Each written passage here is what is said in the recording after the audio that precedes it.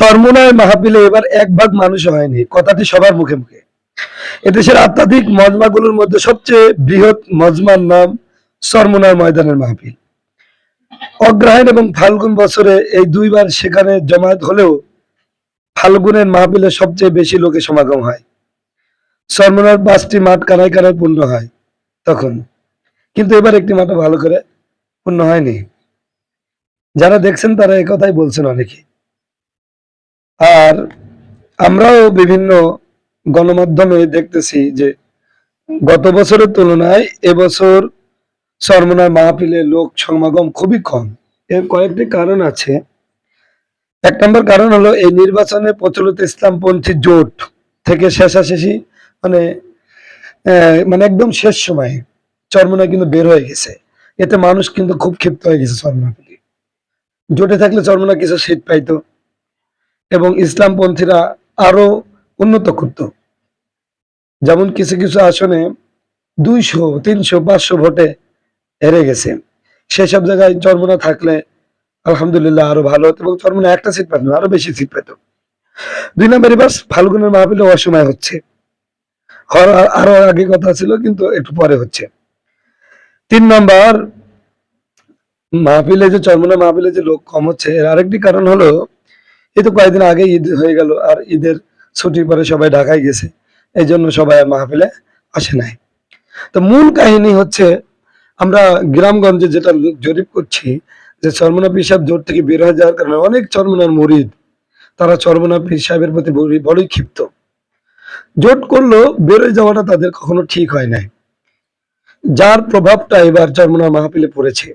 এরকম করতে থাকলে তো চরমোনাই অবস্থা খুব নতজানু হয়ে যাবে, খুব শোচনীয় হবে।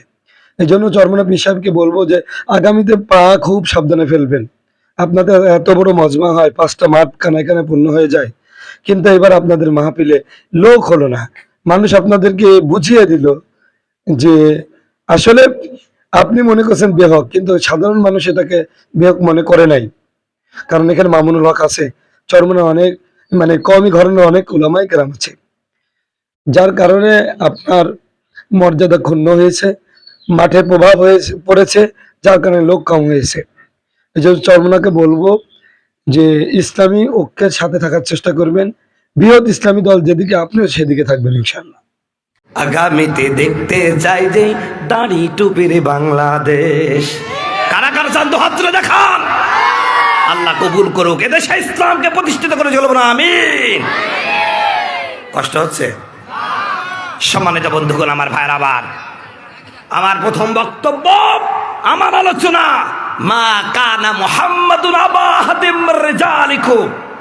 তোমাদের রাসূল কারো পিতা না, কোন পুরুষের পিতা নন। আমার রাসূল কোন পুরুষ মানুষের পিতা নন। প্রিয় পাকুড়িয়াবাসী, আপনারা প্রশ্ন করতে পারেন, হুজুর আমার রাসূলের তো 3টা ছেলে সন্তানও হয়েছিল না ভাই? কথা কয় না। এই রাসূলের কি খালি মেয়েই হয়েছে, পুত্র সন্তান হয় নাই? পুত্র সন্তান তো রাসূলের হয়েছে। তাহলে আল্লাহ পাক যে কোরআনে বললেন যে মা কানা মুহাম্মাদুন আবা আহাদিম মির রিজালিকুম, তোমাদের নবী মুহাম্মদ কোন পুরুষের পিতা না, তো ছেলে সন্তান তো হয়েছে। আল্লাহর কথা কি মিথ্যা হতে পারে? কোরআন কি মিথ্যা হতে পারে? এই কোরআনের মধ্যে কোনো বিন্দুমাত্র ভুল আছে? তো ভুল নাই, তে আল্লাহ পাক কি জন্য বলল যে তুমি পুরুষের পিতা নান? অথচ রাসূলের ছেলের নাম কি ছিল? আবুল কাসেম ইব্রাহিম ছিল না ভাই? আসলে কোরআন ঠিকই আছে, আবার রাসূল যে পুরুষের পিতা নান এটাও ঠিক আছে। কারণ পুরুষ হতে হলে সেই পুরুষটা তখন পুরুষ হয় যখন সে শাহবালক হয়। আরবিতে 2টা বাক্য আছে, 2টা শব্দ আছে, একটা হচ্ছে সবিগুন আর একটা হলো রিজালুন বা রজুলুন। আমার ভাইরা, একটা সন্তান যখন মায়ের পেট থেকে ভূমিষ্ঠ হলো, ওটা যদি পুত্র সন্তান হয়, যতদিন পর্যন্ত সে শাহবালক না হয় ততক্ষণ পর্যন্ত সে তাকে সবিগুন মানে শিশু সন্তান, পুত্র সন্তান। এই ছেলেটা যখন শাহবালক হয়ে যায় তখন সে হয়ে যায় পুরুষ। আগে থাকে কি ছোট পাত্র, ছোট বালক অথবা শিশু পুত্র। কথা বলুন ঠিক কিনা? এই ছেলেটা যতদিন পর্যন্ত সাবালক না হবে ততদিন পর্যন্ত সে শিশুই থাকে, সে পুরুষ হয় না। আর আমার নবীর যতগুলো সন্তান ছিল সব সন্তানগুলো সাবালক হওয়ার আগেই মারা গেছে।